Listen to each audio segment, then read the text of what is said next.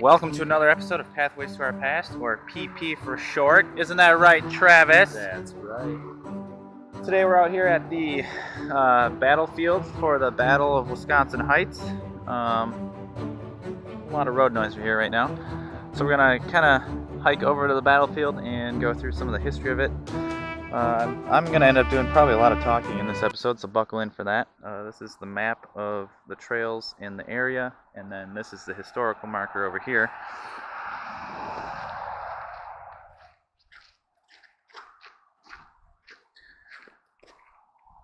And once we're a little bit away from the car noise, I'll start going through the history. You can see some of it here on the sign.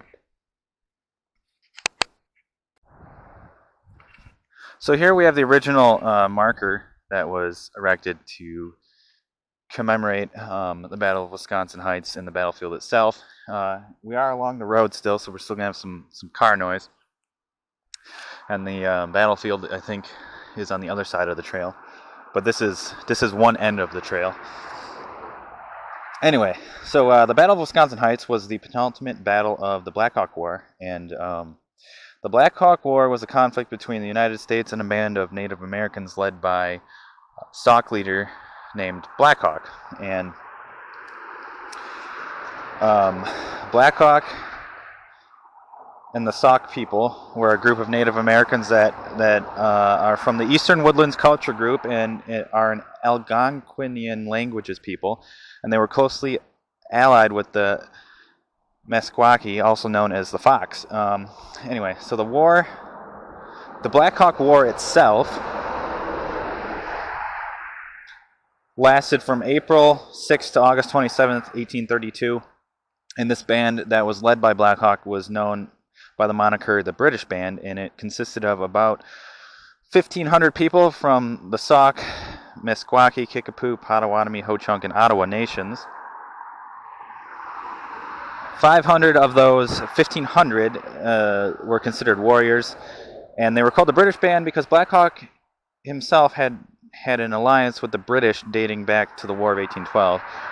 The big precursor to the Black Hawk War and what kind of compelled Black Hawk's actions and then kind of triggered the war was something called the Treaty of St. Louis, which was actually a series of treaties, but the big one was the one that was signed in 1804.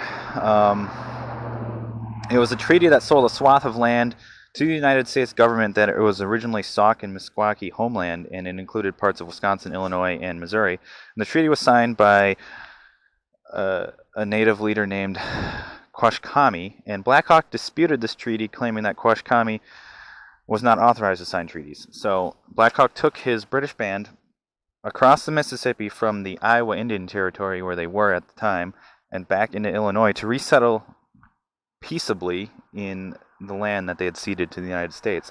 But the U.S. officials viewed the group of natives as hostile, and they mobilized a regional militia, one that came out of Illinois, and they ended up opening fire on a delegation of Native Americans that were coming to meet, a delegation of natives from the band that were coming to meet and discuss it.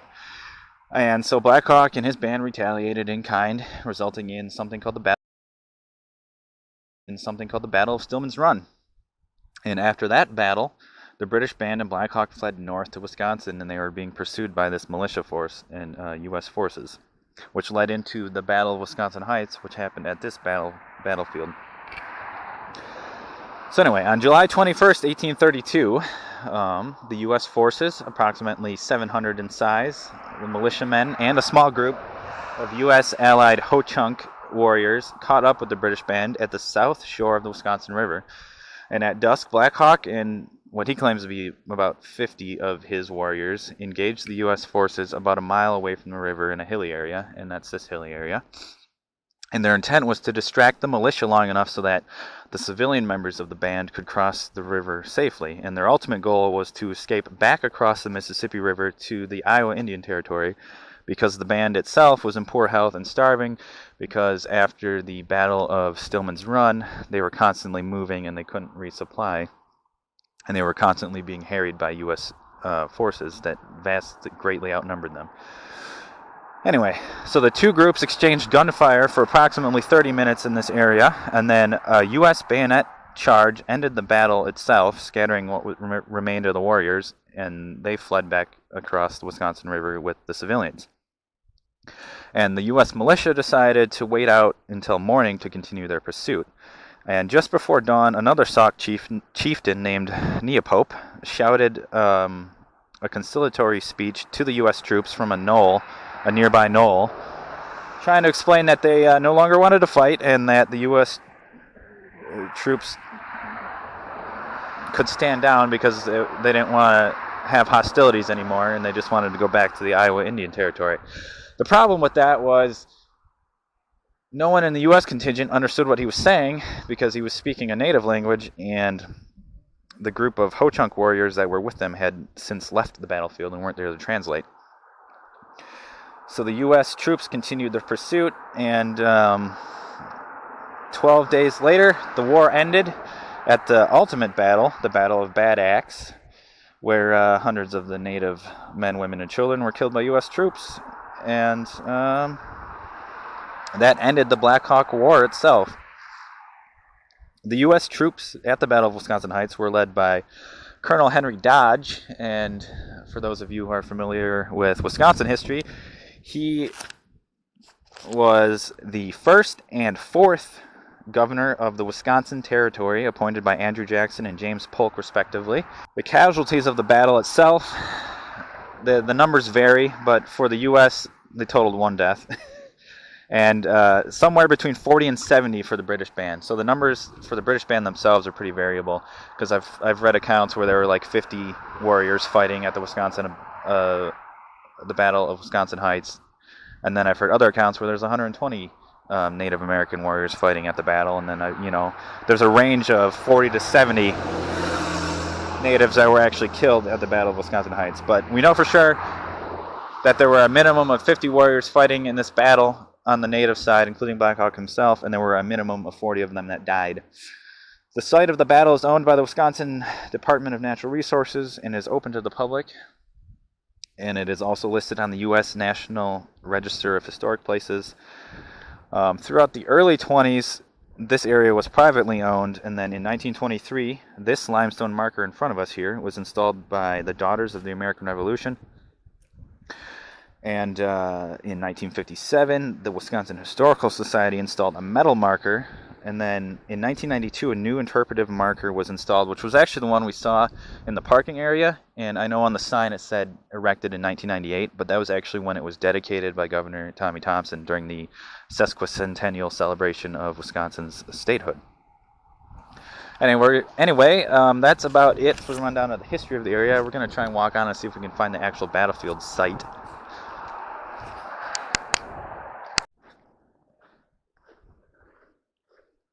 So right now we're hiking along the trail that leads away from the parking area and away from that stone marker that we were standing at. All of this has become part of the lower Wisconsin Riverway, which is a huge swath of land along the Wisconsin River that's owned by the government and has recreational trails. So this is the Wisconsin Heights battleground, and where the screw is we're pretty sure where we're standing right now, and then this over here is where we parked the car, and then the historical marker that we were standing at earlier when I ran through the history is like right up here. So we're kind of dead in center in the middle of the battleground right now, and apparently there's some Native American mounds, down here. And this is all lower Wisconsin Riverway stuff. So we're in the battlegrounds right now. So there's a height up here, and then there's a height over there, and then there's this kind of like ravine in here with some water running through it. So we think this is probably a good candidate, without knowing positively, for the spot where Dodge ended up setting up the high ground and creating his firing line. I know Black Hawk mentions originally having high ground, but then losing it and then getting kind of stuck in the ravine. So this could very much be the ravine where they were shooting on Black Hawk's warriors, and this is where they were exchanging fire, because we are squarely in the center of what the map said it was the battle, or is the battlefield, or was the battlefield.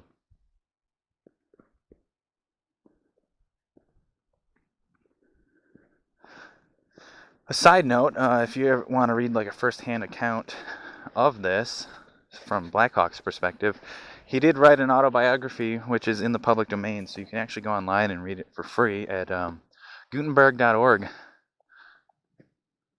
And I haven't read it yet myself.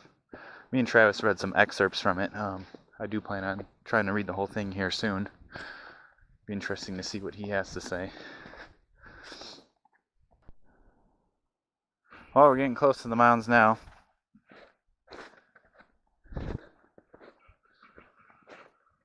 This direction.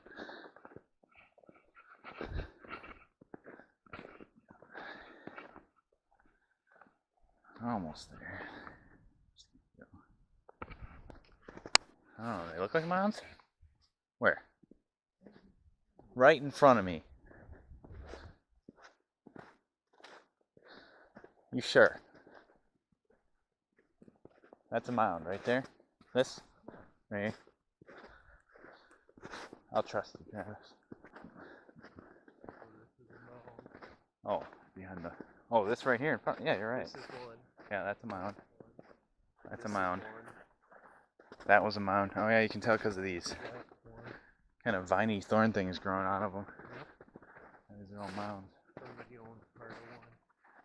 So these didn't come up in my research, but they did in Travis's. And he said that these predated the Black Hawk War and really had no connection to the Black Hawk War, Black Hawk himself. I don't really know anything about them, except for that they're Native American mounds that I didn't know were here until today. Anything else to add? I can't remember what it said. For sure. Huh. All right then.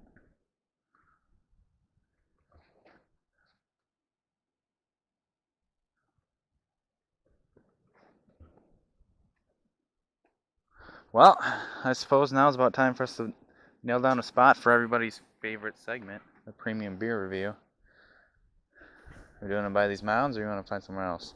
Good enough. Okay. You might need my keys, though.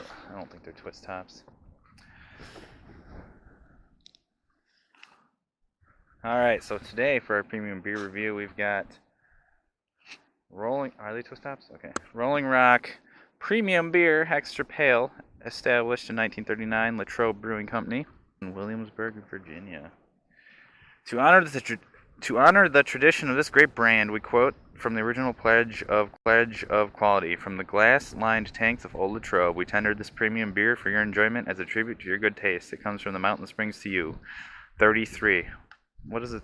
Oh, what does the 33 mean? I don't know what the 33 means. Anyway, it does say premium on the bottle, and I got 6 bottles for about $4.30, which falls squarely in our premium beer range, our cheap beer range. So let's test it out, see how it tastes. What do you think, Travis? It's pretty smooth, actually. Mm-hmm. Probably filtered through moss. Yes, that'd be weird. But, you know, it's hard to get a 6-pack of bottled beer for less than $5, which this was. So for the price point, this is actually a really good beer. It's very light. Very light. Extra pale. The extra pale part, yeah, it's very light. Good summer beer, hot day beer, lawnmower beer.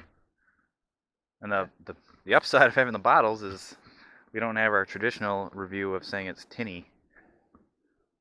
It's not bad. Like all those beers in the cans that we're drinking, we're calling them tinny. Yeah, it's not. I get some sort of like kind of earthy. Yeah. That's why I said moss. It's got earthy. Yeah, earthiness. Kind of.